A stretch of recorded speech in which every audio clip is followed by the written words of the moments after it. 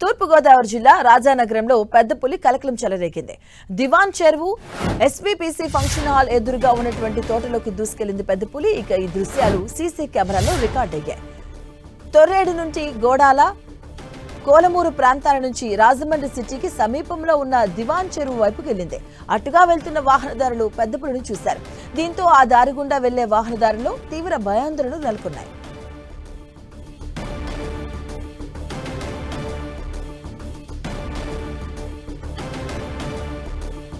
తూర్పుగోదావరి జిల్లా రాజానగరంలో పెద్ద పులి కలకలం చెలరేగింది. దివాన్ చెరువు ఎస్వీపీసీ ఫంక్షన్ హాల్ ఎదురుగా ఉన్నటువంటి తోటలోకి వెళ్లింది పెద్ద పులి.